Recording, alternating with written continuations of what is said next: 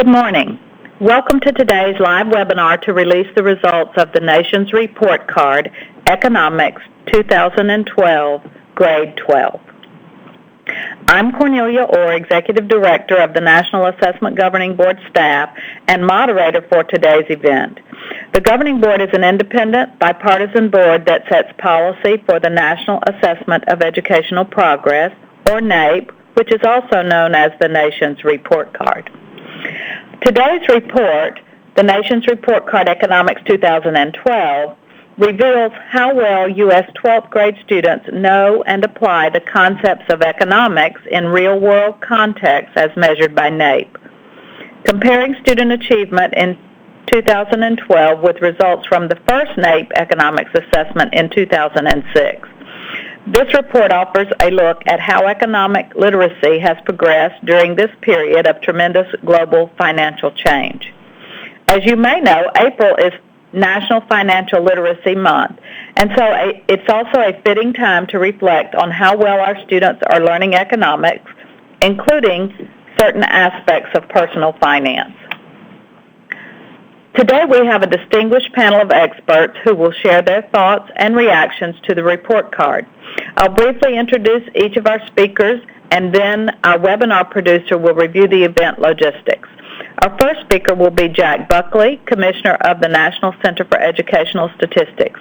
He will present the report card findings. Our next speaker will be Terry Mazany, President and CEO of the Chicago Community Trust and a member of the National Assessment Governing Board. After that, we will hear remarks from Nan Morrison, President and CEO of the Council for Economic Education. Finally, we'll hear from Edward Alvarez, Assistant Principal at Thomas Edison Career and Technical Education High School in Jamaica, New York, where he is also an award-winning economics teacher. Following Edward's remarks, we will have a brief online question and answer session with all attendees and speakers. Before we begin, Michelle, our webinar producer, will address logistics for using the WebEx system. Michelle? Thank you, Cornelia. If you have technical difficulties during today's webinar, please refer to your confirmation email or call 866-229-3239 for assistance. Our speakers will address questions during a Q&A session later in the event, but attendees are welcome to submit their questions about today's report card results or speakers' comments throughout the entire presentation. Simply type your question into the Q&A panel on the lower right side of your WebEx screen. When you submit your question, choose the option in the drop-down menu that says All Panelists. Please include your name and organization with all questions. Please note that live closed captioning is also available at the bottom right corner of your screen in the media viewer. Click the X at the top of the media viewer if you'd like to close the closed captioning panel. Now, back to you, Cornelia. Thank you, Michelle. Now it's my pleasure to welcome our first speaker. Dr. Jack Buckley is the Commissioner of the National Center for Educational Statistics. On leave from his position as a professor of applied statistics at NYU, he is well known for his research on school choice, particularly related to charter schools, and on statistical methods for public policy. Dr. Buckley served as Deputy Commissioner of NCES from 2006 to 2008. He also spent 5 years in the U.S. Navy as a surface warfare officer and nuclear reactor engineer, and worked in the intelligence community as an analytic methodologist. Jack, thanks for being here. Well, thanks very much, Cornelia, and good morning, everyone. I'm very pleased to be here today to release the results of the 12th grade economics assessment conducted in 2012 as part of the National Assessment for Educational Progress, or NAEP. So this was our second economics assessment, and we looked at market, national, and international economics. NAEP first added economics to our list of assessment subjects in 2006 due to the growing emphasis on economics instruction at the high school level. And in 2012, actually over 2/3 of students reported that they had taken either an advanced or a general economics course. And about 90% of students said they had some form of economics-related instruction. So for this economics assessment, we have a national sample of about 11,000 12th graders in 480 schools. We only have results today at the national level, so we cannot report out for individual states. And as always in NAEP, we report student performance in two ways, both average scale scores, in this case on the 0 to 300 point scale, and also achievement levels, percentages of students at or above the achievement levels that are set by the National Assessment Governing Board. So our scale scores tell us what students know and can do, while the achievement levels provide standards for what students should know and be able to do. As I mentioned, we have a prior data point in 2006, so today, where possible, we'll also compare our 2012 results back to 2006. And as always, we're able to not only provide overall aggregate scores, but we will disaggregate by factors such as race, ethnicity, or gender, or parental levels of parental education where appropriate. So on this assessment, students answered questions in three main economic content areas, what we're calling here market, national, and international economy. So market economy questions deal with what economists would traditionally call microeconomics or microeconomic issues, such as the interaction of buyers and sellers to create markets, decisions about the allocation of limited resources, and how these decisions and behaviors affect the supply and demand for goods and services. What we call here the national economy, these questions deal with the behavior of the economy as a whole, or macroeconomics, including issues such as inflation, interest rates, gross domestic product, and the economic role of the federal government. And finally, international economy questions measure students' understanding of international trade, the specialization of production, costs and benefits of specialization, and factors that influence exchange rates. As you can see, students spend most of their time on the first two, on the market and national economy questions. We have separate subscale results for each of these three areas, but today in this presentation I'm going to show you really results driven, just the overall results. We'll look at however, at some individual questions and how students performed on those questions in each of the three content areas. And just as a reminder, when we look at NAEP results, remember that they're all based on this sample, which means there's a margin of error associated with every score or percentage. When comparing NAEP results, I'm only going to cite differences that are larger than this margin of error, so that is, differences that are statistically significant. So this first figure shows the average overall score, which was 150 in 2006 and 152 in 2012. However, this change in scores was not significantly different. When scores are significantly different, we'll indicate that fact today by placing an asterisk next to the score for the earlier 2006 assessment. So for example, now when we bring in the average scores for students at the 10th, 25th, 50th, 75th, and 90th percentiles, you can see that there are a couple that are statistically significant when we compare 2012 to 2006. Namely, at the bottom two of the percentile distribution, students at the 10th and 25th percentiles did actually exhibit improvement between 2006 and 2012. In fact, the average score for students at the 10th percentile rose by 5 points. So turning to the achievement level results, this slide shows student performance measured by percentage of students at or above the various levels. So for example, in 2006, going from left to right on the slide, 21% of students were below basic, while 79% were at or above basic, 42% at or above proficient, and 3% at advanced. In 2012, the percentage at or above basic rose to 82%, while the percentage below declined. However, there was no change in the percentage at or above proficient, which remained at 42%. And this really reflects the pattern that we showed you on the earlier slide, where we see improvement only for the lower performing students. Turning now to disaggregation by race or ethnicity, when we look between 2006 and 2012, we see an increase in average economic assessment performance for Hispanic 12th graders from 133 to 138. However, when we bring in the other disaggregate groups, there are no statistically significant differences over time. As I mentioned, we also ask students a variety of background questions, including the level of education attained by their parents.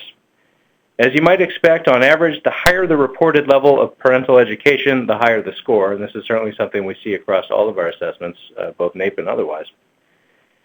In 2012, it was students who said that neither parent graduated from high school who showed an increase, the only group to do so, with their average score rising from 129 to 134.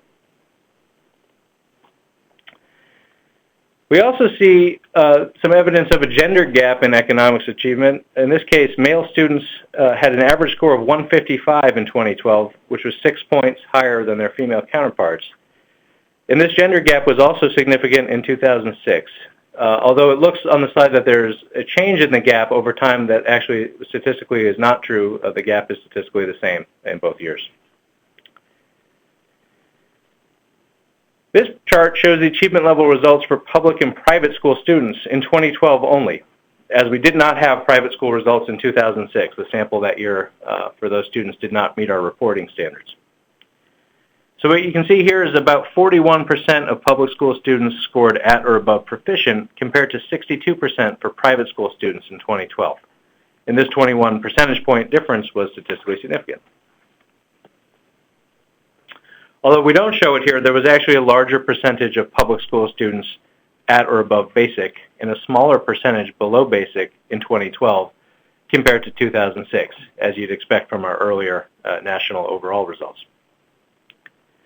All right, so now let's look at student responses to questions about how they learned about economics and how they used the knowledge they obtained from economics courses. So for example, we asked students if what they learned in economics-related courses helped them understand various economic topics. In 2012, at least 71% of students said that their economics courses helped them understand the U.S. economy, the international economy, current events in public policy, and personal finances. For every topic except the international economy, the percentage was higher in 2012 than in 2006. We also asked students in both years about the extent to which they relied on various types of media for information on economic issues. Not too surprisingly, the proportion who said they used the internet to a large extent increased, from 26 to 39%. The proportion who said they used newspapers and magazines to a large extent, on the other hand, fell from 12 to about 6%. And we also asked students about the extent to which they learned about economics from their families and friends. In 2012, 26% said they learned from family and friends to a large extent, up from 22% in 2006. And when we broke down responses by race or ethnicity, we also saw increases for white and black students, although not statistically significant differences for Hispanic, Asian or Pacific Islander, or American Indian or Alaska Native students. Now let's turn to a few sample questions, and I'll take one from each of the three content areas. So first, the market economy.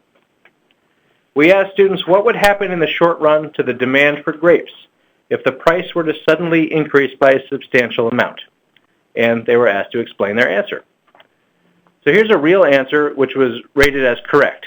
In this case, the student responded that the quantity of grapes demanded will decrease because higher prices will discourage customers to buy grapes, and it will encourage customers to buy substitute products that cost less. 9% of students gave a correct answer. 70% of students, however, gave a partially correct answer. For example, they may have stated that the quantity demanded would decrease, but they did not provide a correct explanation why. Now let's look at an example of a national economy item. This is a multiple choice question that asks students to select the item most likely to cause an increase in employment.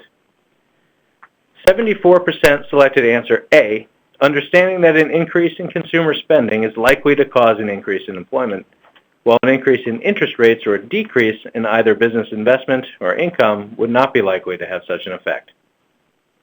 And finally, let's take a look at a question involving the international economy.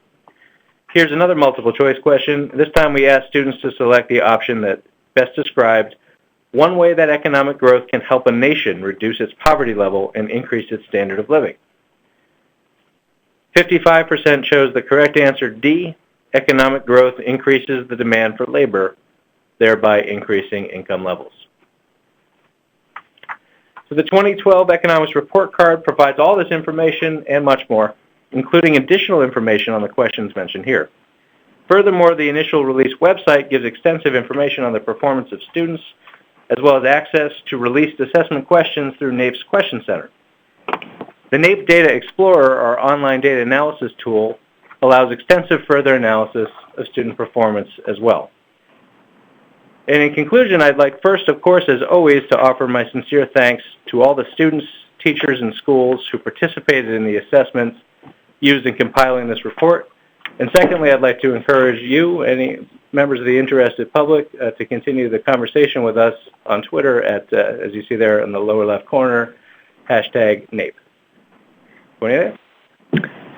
Thank you very much, Jack.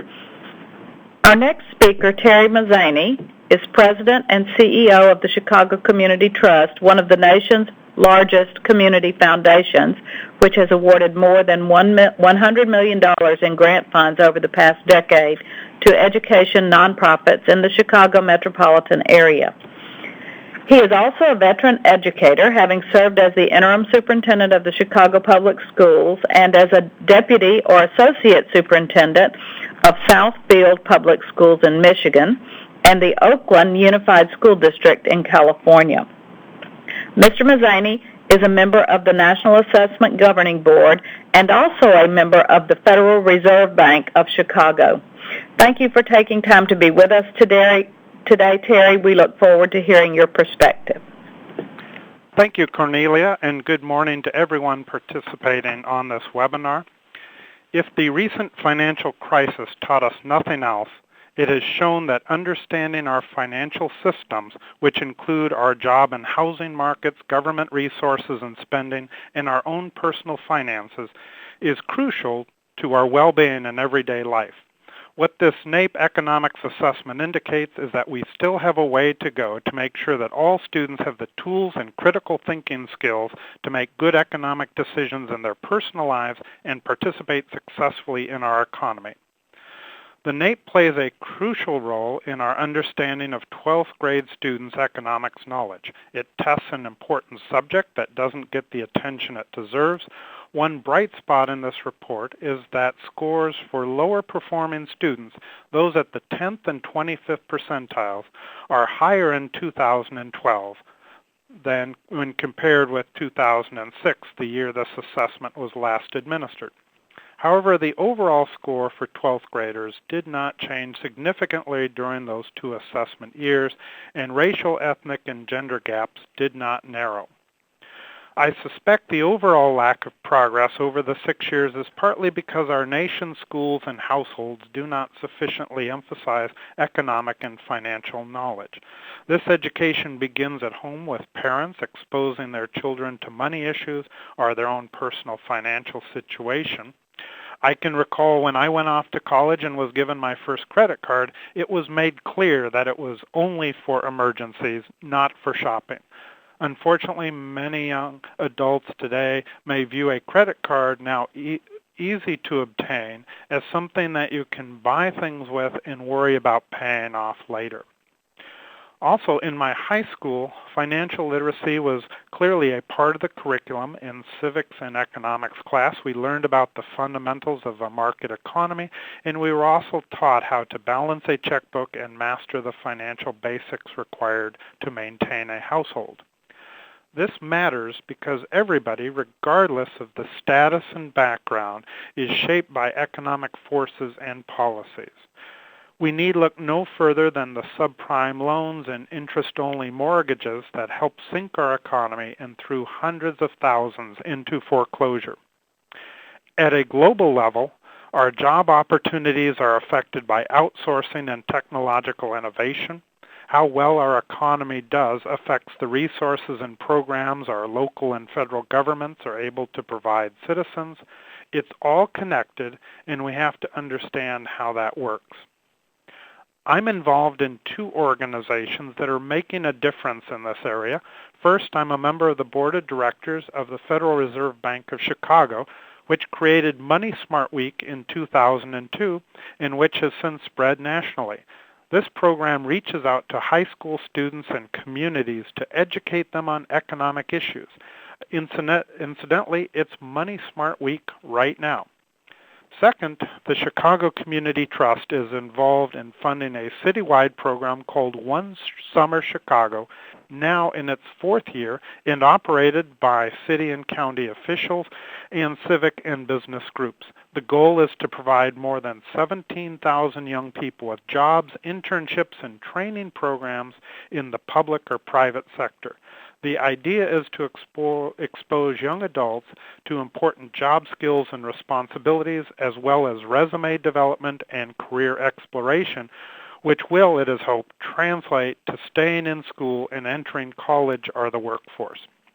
These are examples of ways to respond to the great need to help students understand economics concepts. Let me now turn to the background questions included in the economics assessment that help us understand the context for learning economics. 3 findings are noteworthy. First, the majority of students reported that their coursework does help them understand economics topics. Second, in 2012, more students were seeking information about local, national, and international economics than in 2006. Finally, 90% of the students reported that they use the Internet to learn about economic issues, compared with 81% in 2006, a steady increase. In this NAEP report, you see that students who reported higher levels of parental education had higher average economic scores than those who reported lower levels. The Chicago Community Trust is committed to addressing the disparities of education, employment, and wealth experienced by African Americans and Hispanics, and I'm particularly troubled about the NAEP economics findings when viewed by race and ethnicity. African American, Hispanic, and American Indian students lag significantly behind white and Asian students. This achievement gap is compounded by the parents' education level. For example, among black 12th graders whose parents did not finish high school, only 8% were at or above the proficient achievement level. Meanwhile, if you look at black students whose parents graduated from college, the percentage at or above proficient jumps to 24%. Among Hispanic 12th graders whose parents did not finish high school, only 21% were at or above proficient. This percentage jumps to 34% for those whose parents graduated from college. A highly educated family background doesn't guarantee success, but it often provides a better foundation for financial stability. This in turn promotes a better economic awareness and access to resources that can build that knowledge and lead a responsible decision making. For schools with no available resources, I encourage administrators to forge partnerships with organizations like the Federal Reserve Bank, or local banks and nonprofit organizations that support financial literacy. From these assessment results, it is clear that we need a concerted effort among our schools, communities, and households to better equip young adults to understand economic markets and systems and learn how to function in them as workers, voters, consumers, and citizens. Thank you, Terry. Our next speaker is Nan J. Morrison. She is President and CEO of the Council for Economic Education. She is an accomplished strategy consultant with extensive experience in the nonprofit world. She was formerly a partner at Accenture, where she worked with senior leaders at major universities and the New York City Department of Education, and was a partner at other leading consulting firms, including the Boston Consulting Group and Mercer Management Consulting. She has also held operational positions at Morgan Stanley and General Electric.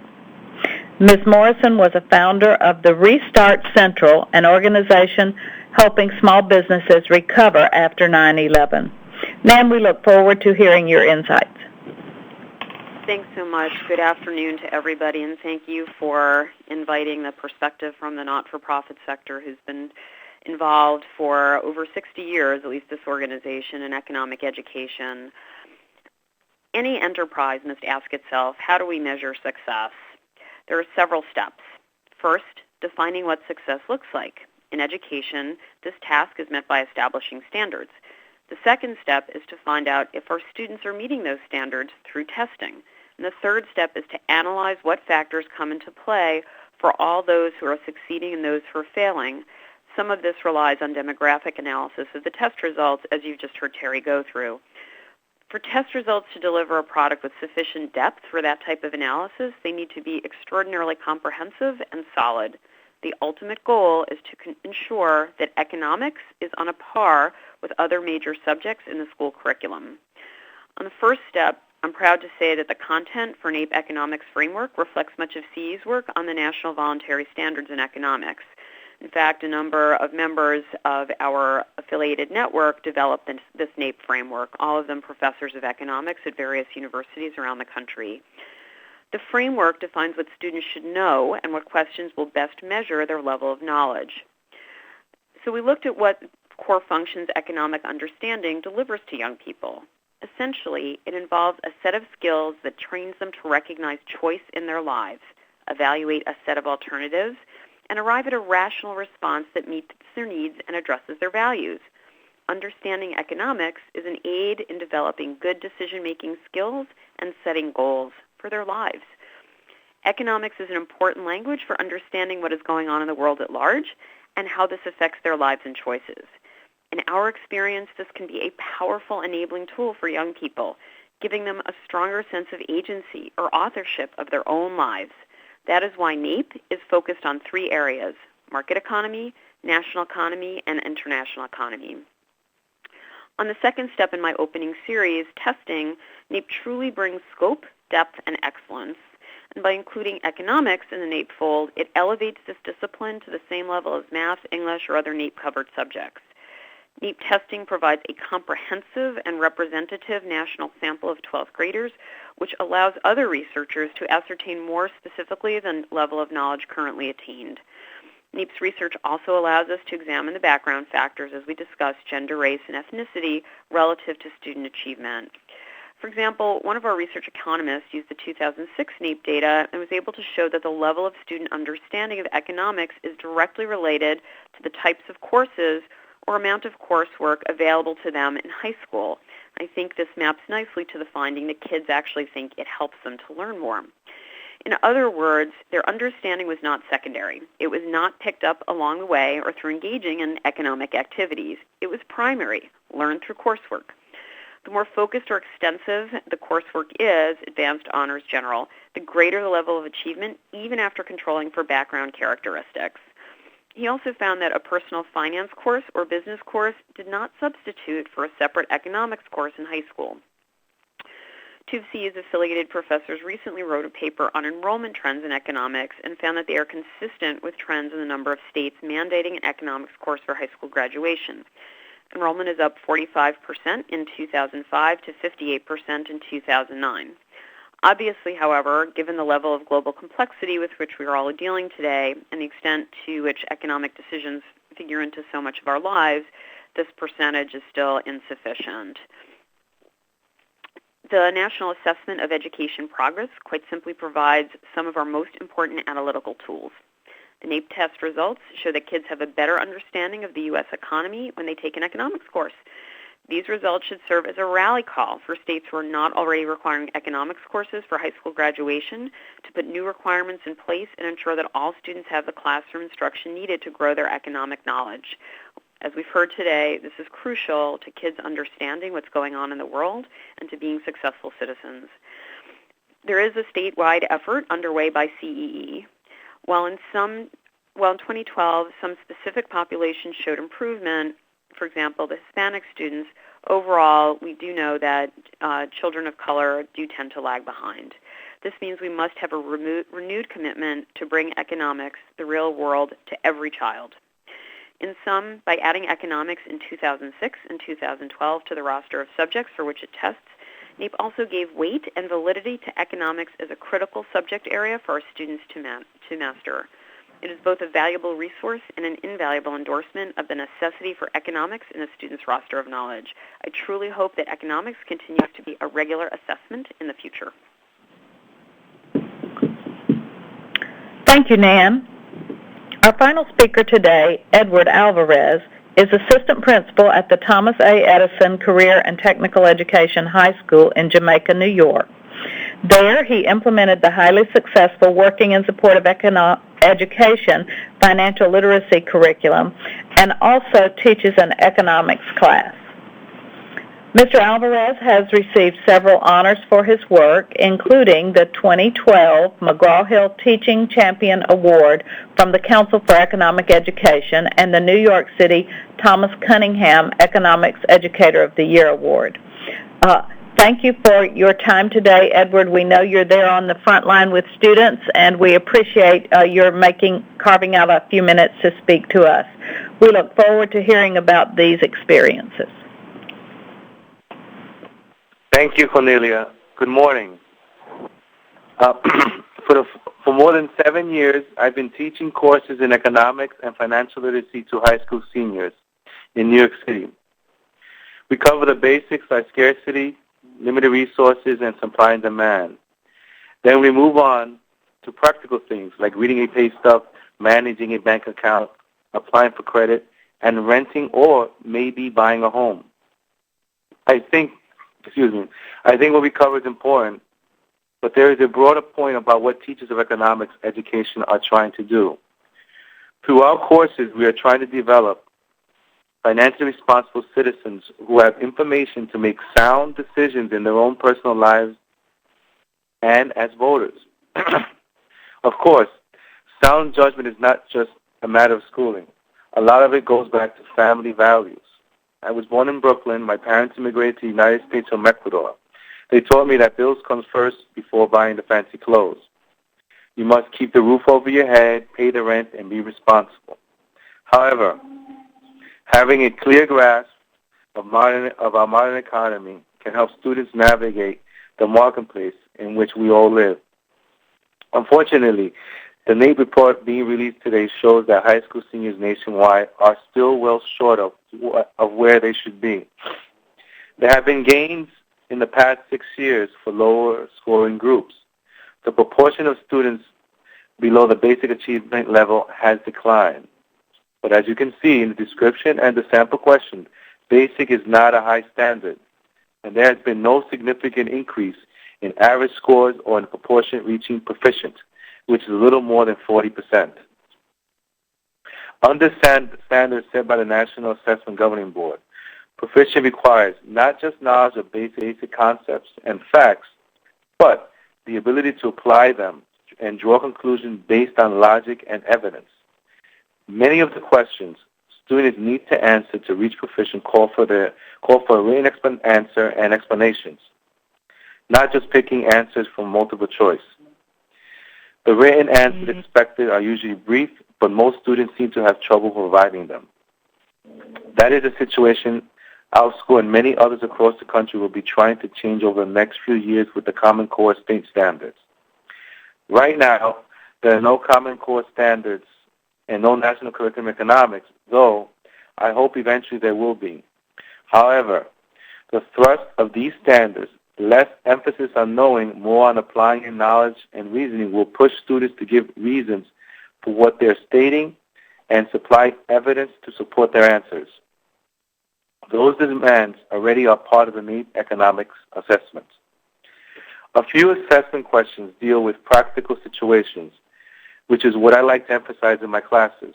For example, there's one question about a two-income family that is deciding whether one parent should stay at home with the children and not work for money. The question asks students to describe two economic factors that are most likely to influence the decision. Factors that might be mentioned include the cost of child care, the loss of current income, and the possibility of less income growth in the future because of the loss of job experience and seniority for the stay-at-home parent. Only 20% of students gave a correct answer, with two factors mentioned. Another 46% were rated partially correct because they mentioned only one factor.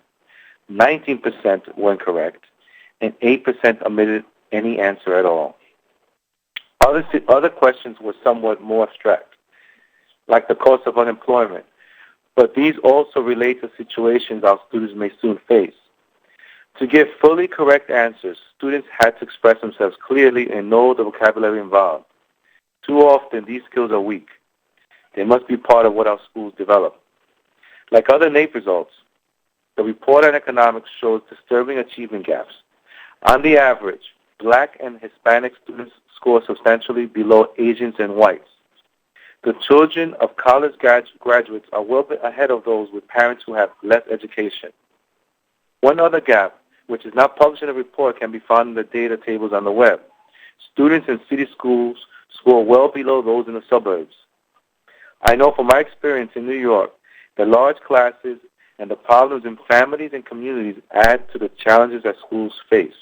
However, where there's a clear focus and strong curriculum, good results can be achieved. Seniors in our school, where about 75% of students qualify for free or reduced price lunch, have had one of the highest passing rates for several years in our financial literacy exam sponsored by the nonprofit group WISE. With this report, I hope the NAEP helps focus the attention of the nations on the importance of teaching economics. All students should learn its principles and its language, and then be able to use them in the daily decisions that shape their lives. Thank you. Thank you very much, Edward. Now we will respond to attendee questions during a brief online question and answer session. Our facilitator for this segment is Valerie Mirapodi. She will direct the questions to the appropriate speaker. Valerie? Thank you, Cornelia. For those of you who have questions about today's report card results or our speaker's comments, please submit them now. As Michelle mentioned earlier, we ask that when you submit your questions, you choose the option in the drop-down menu that says All Panelists. Please note that we also have NCS Associate Commissioner Peggy Carr on hand to answer questions.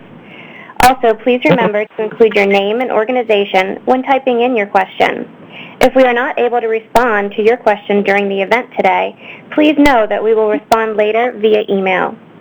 Our first question is from Judith Torney-Perda with the University of Maryland. She would like to obtain some insight on the SES gaps, the socioeconomic status gaps, in students' understanding of economics.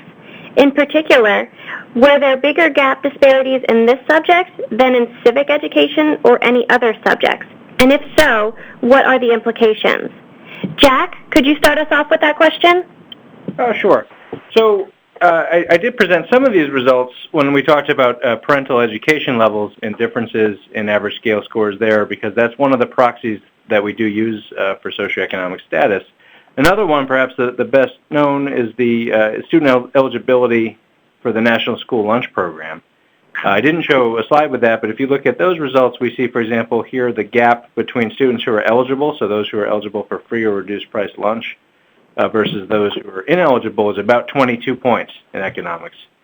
I should caveat that not only are there some issues with how well free lunch eligibility measures socioeconomic status, there's also some concerns, particularly for 12th graders, that they and their families tend to underreport eligibility for sort of social reasons.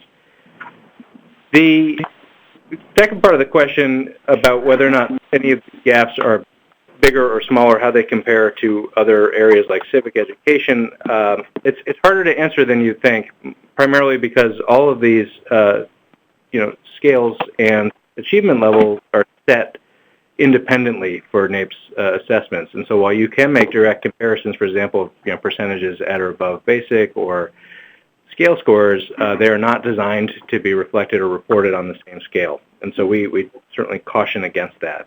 I will say, though, leaving aside perhaps fair comparisons of the magnitude of differences, that the trend we see is the same, right?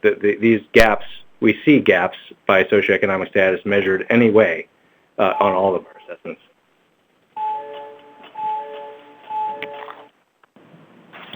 Great. Did anyone else have anything to add to that? Okay, great. Moving on to our next question. This question is from Katie Gocht with the Credit Union National Association. She is interested in asking about the spirit of Financial Literacy Month. what kind of impact does economic and financial education have on students' career trajectories and earning potential? Terry, would you like to start us off with this question? Be pleased to. It's a great question. I'm not aware of any quantifiable data in that regard, only in terms of the anecdotal experiences that young people who are involved in things like Money Smart Week and who participate in extracurricular activities, who have internships and jobs over the summer, develop the capacity to learn how to manage money, set up checking accounts or savings accounts, and are connected to a network of individuals who are in these fields that pulls them along through high school and into considering a variety of financial sector courses. We're currently working with the Federal Reserve Bank of Chicago to replenish the pipeline of diverse candidates in the financial sector. I think that there is very low numbers of individuals who are considering these fields, and yet they can be very good, rewarding careers. Great, thank you. Do any of our other panelists have anything to add to that? Yeah, this is Jack. Oh, go ahead, please. I just want to add one thing. Also, in terms of with the questions she asked about career potential, one thing I do emphasize with my students is it's one topic I focus on a lot is setting up how to set up goals. And usually, what I teach my students is setting up the SMART goals. How do you basically look at a goal? How do you plan to get there?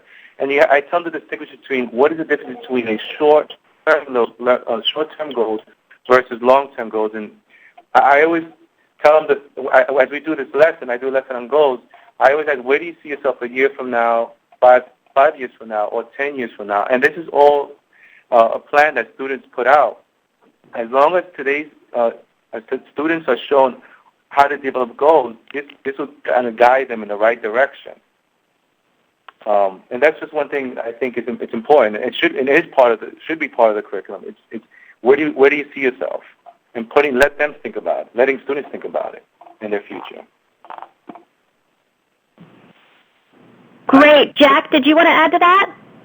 Very briefly, I just wanted to jump in and also point out that the United States participated in 2012 in an international assessment of financial literacy. So not economics, but actually directly financial literacy, which was conducted as part of the PISA series of assessments by the OECD, the Organization for Economic Cooperation and Development. Unfortunately, we won't be able to answer the question because it's not a longitudinal study. I can't say how well U.S. Student scores predict their sort of future success, but we will have some more data about student financial literacy available about this time next year, probably June 2014.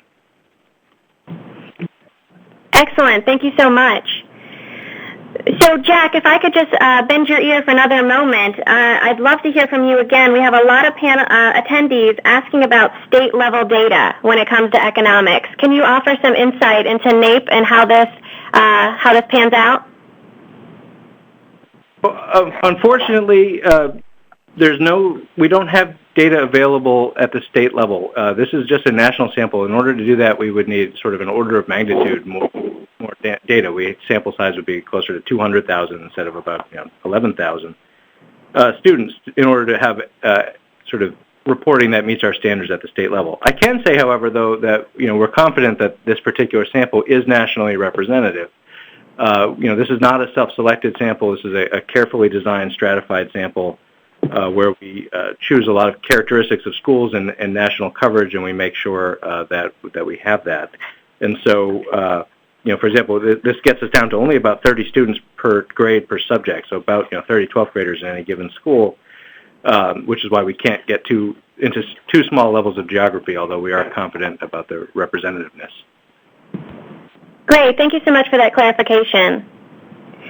Our next question is from the Nebraska Department of Education. Harris Payne submitted this question to us, inquiring as to what does current research say as the best grade level to teach economics and financial literacy. Nan, could you start us off with that question? Sure.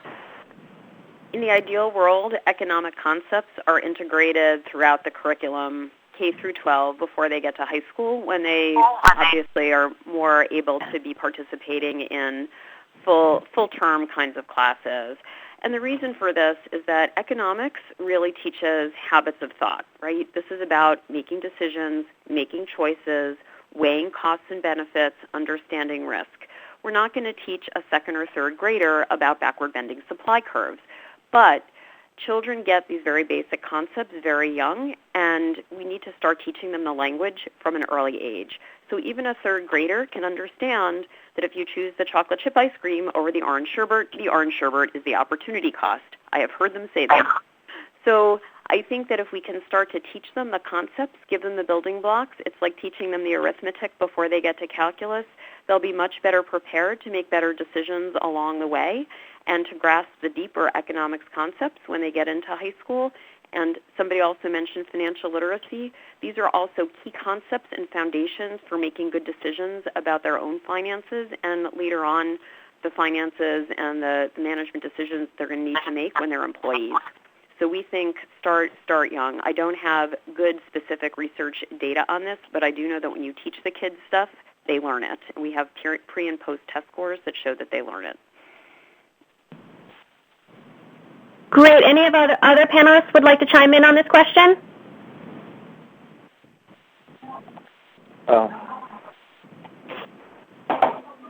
Okay, moving on to our next question. Nan, I'm going to come back to you again for this one. I think you might be able to offer some interesting insight.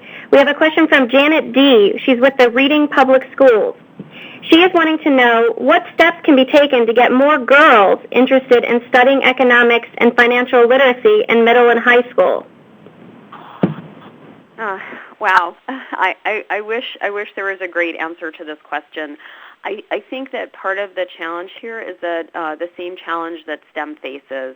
It's the math piece, the analytical piece, and the broader data around this shows that girls tend to drop off here for a variety of reasons. So I think what works is a variety of things. First is everybody needs to be encouraged to do this. Secondly, we have to work with other subject areas, and incorporating economics into math will make it real-world and tangible for everybody, boys and girls. So we want everybody to know this.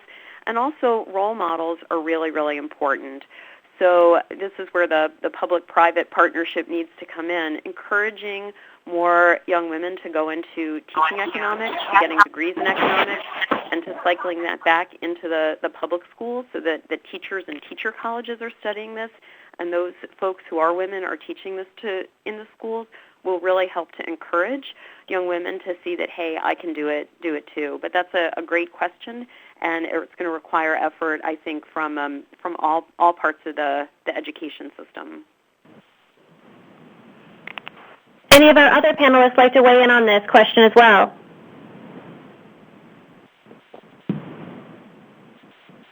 Okay, moving on to our next question. This is from the Arizona Department of Education, Shelley Palno.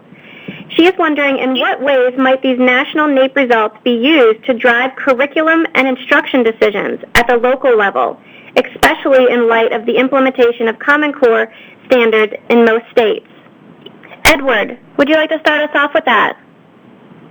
Okay. Well, one thing I want to emphasize with the NAEP results is that every state, I think it varies for how the curriculum is set up. But I'm just going to speak from my experience with the New York State curriculum. When it comes to Common Core, a lot of the changes that has to take place in instruction and the curriculum is that it has to emphasize some of the standards. And I'm going to just mention a couple of standards here, which is the Common Core, for example, the Common Core reading standards. And something that we're doing here and in the economics classes and also studies classes is that we're trying to have students more read text and try to make them make logical inferences from the text. But not only from making these logical inferences, cite information, summarize whatever the document they're reading, and have supporting detail. But also try to get them used to using primary sources and secondary sources. I mean, that's from the reading, but now when it comes to writing, which is another skill that students need to improve. It's as they read these texts, is have them write out arguments where you have the claim and a counterclaim, depending on the question that's set up by the teacher or the topic that's discussed in the curriculum or the classroom. And again, provide evidence. Everything in this case with Common Core is providing evidence. And the goal of these two standards is to strengthen the students' writing skills, but not only the writing skills, but also the reading skills. I mean, and another one that you can keep in mind that has to be, that will coincide with the new curriculum and the Common Core is the speaking and listening. Now, this also goes with having students participate in conversations. Have them also have, get them used to and comfortable with evaluating a speaker's point of view and also making their own decision on topics. And in New York State, like I said, each state has their own curriculum, but it depends on how it's going to be set up. Since we don't have a national curriculum, it's right now what I'm working with is using the benchmarks and the standards, and then putting together with the topics we discuss in the classroom. Excellent. Any of our other panelists like to weigh in on this question? Yeah, the economics content provides very rich content to apply the Common Core standards that Edward just articulated there. And it's where the best teachers always integrate across subject matter, and it's being able to incorporate economics education into the curriculum in that way is a very powerful approach to broadening the curriculum to create a comprehensive curriculum for students. Excellent. Thank you so much, Terry. So we have received a lot of questions today about the economics curriculum, and a part of a question submitted from Catherine Imperator. She is wondering, do we know if these courses, these economics courses, include running a mock business or any work-based learning in business and finance? And I think that's an interesting question that we might have touched on a little bit in curriculum, but any specifics going back to Edward that you use in your classroom that you'd like to pass on? Okay. Well, the thing is, here we don't. I think if you do here at Edison, we don't have a mock business. Usually, that school. I know from schools that I know from my colleagues that I know, other APs, assistant principals. It usually happens in the CT high schools where the whole programs are geared towards the business world, and for example, marketing. But what you can do in the classroom is you can actually have students think of a product that they would sell, and then also probably plan it out and see and use the 3 economics questions as they come up with this plan of an item or product they create, and just have them think of ideas. But like I said, I haven't had an opportunity to experiment or pilot this with my students here at Edison, but it could be done. Yeah, and those types of programs work well in partnership, say, with a business school and local area high schools. And noteworthy here in Chicago is the Ariel School, where our Secretary of Education, Arnie Duncan, and John Rogers of the Ariel Funds partnered together to establish an investment club where all of the entering students build their own investment portfolios with real dollars provided by sponsors and end up learning how the markets work during the course of their elementary school experience, and can see the results when they graduate to high school in 8th grade. I think what we're hearing is that economics is applicable to a range of things. It could be to running a business. It could be to investing. For elementary school students, there's a class that we run called Mini Economy that many teachers take up and use and participate in. This is for little kids. And that's not necessarily about just running a business, although that's part of it, but kids are also learning about different careers and different career choices and how different pieces of the economy interact. So I think there are a lot of different pieces of economics as well as just the entrepreneurship piece, and you can use the business scenario in many different ways to start exposing the kids to the real world from the time that they're very young. This is Jack. I just wanted to jump in quickly. We also asked students who sat for the assessment, since the beginning of 9th grade, have they participated in any of the following economics-related activities? And several of the activities that folks just mentioned were actually things that we did ask. It was only one of them that we found a statistically significant difference for students who participated in class, and I should caution, of course, this is not causal because there are a lot of other factors that would actually predict whether or not schools even offer these things. But for students who participated in a stock market game or simulation in class scored statistically higher on the assessment than students who did not.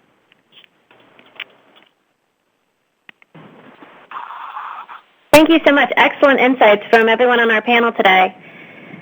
Another question that I have from the Dordt College Center for Economic Education, with Erica Bonk submitted this question to us today. She was wondering, what are the recommendations for those states with no economics focus, no classes offered, or no graduation requirement or testing? What can they do? And Nan, would you like to start us off from your perspective? Sure. Well, there are two things that those states can do, and thanks for asking the question because, again, only about 25 states in our last survey had a high school course being offered. That's half. But only 22 required a course to be taken, and only 16 had testing, and that's down 3 from the prior survey in 2009. So I think they can do two things. One is from the top down, parents and educators can get together to start an advocacy effort and work with the key stakeholders at the state level, the departments of ed, the government, whatever it is in your state, to get a requirement passed and to get standards in place. And the voluntary standards in economics K through 12 are pretty good and a great place to start. And then from there, think about how they're going to be implemented because that's really important. They can't just sit on the shelf. How do you want it implemented in your state? Is it an end-of-year course? How are you going to build it into the curriculum and do the curriculum development? That's a longer process, that top-down process.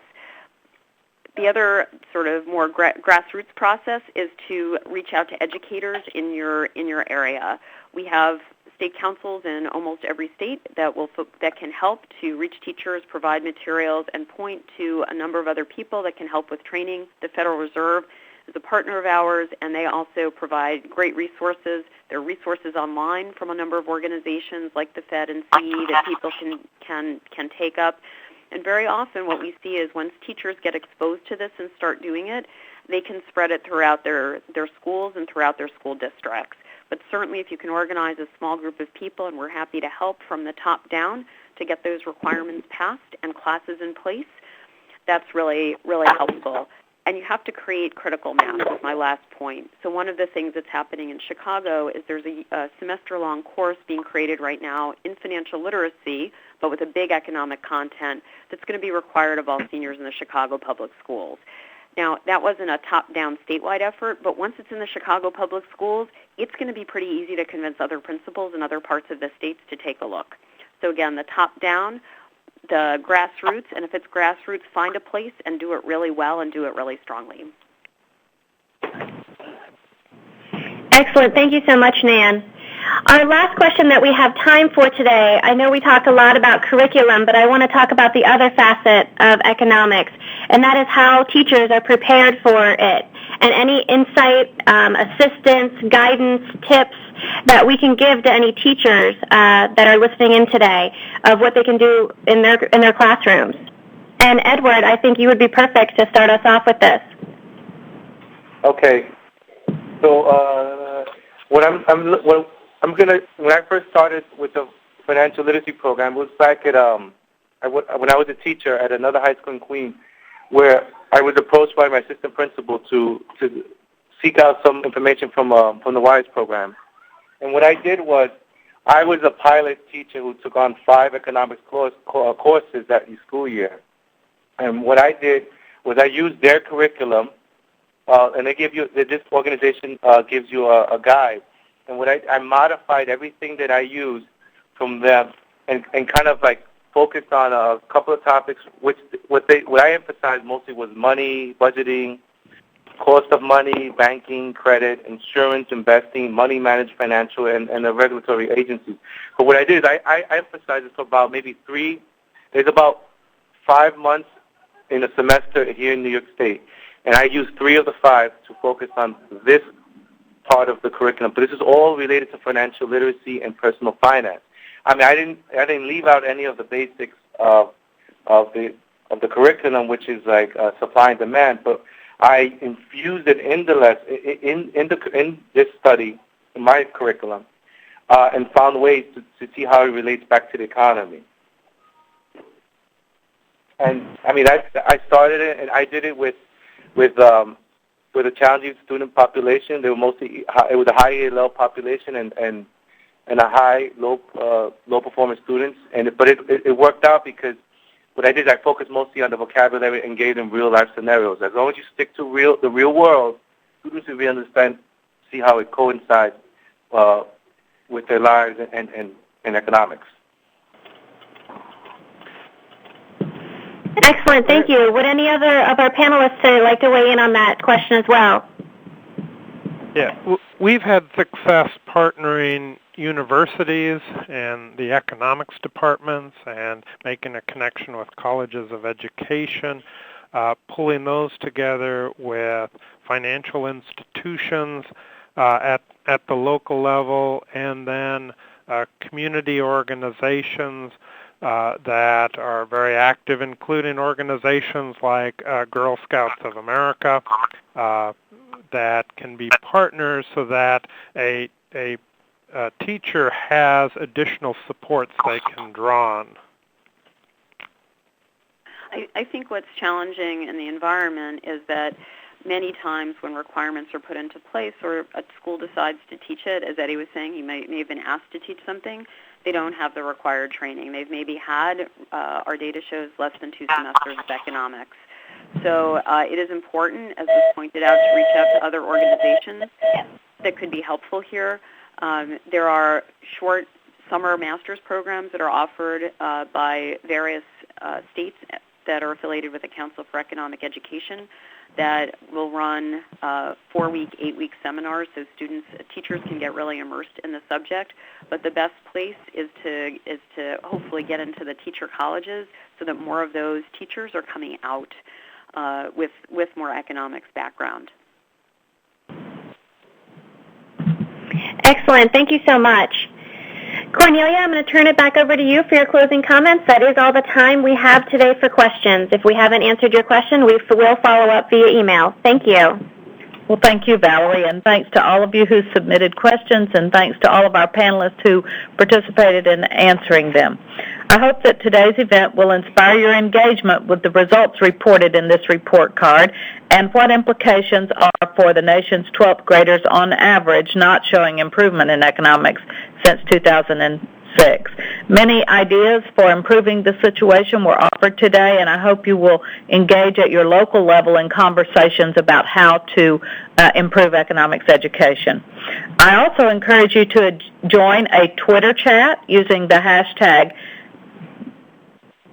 #NapeTalk, NAPETALK, directly after the event to continue the conversation. On the Governing Board's event website, you will find links to the report card, to the speaker's comments today, and also the framework that guided the development of the economics assessment. In a few days, you will also be able to find an archived version of today's webinar. In addition, on the nation's report card website, you can take a deeper look into the data released today using the NAEP Data Explorer tool, as well as review the economics questions and background information on students, teachers, classrooms, and schools collected along with the test question. Please be sure to stay tuned for the upcoming information and events by following the Governing Board on NAEP and social media presence. I want to give a personal thank you to Jack, Terry, Nan, and Edward for being with us today. And, of course, thanks to all of you for participating. We look forward to the next release and having you join us at that time. Thank you.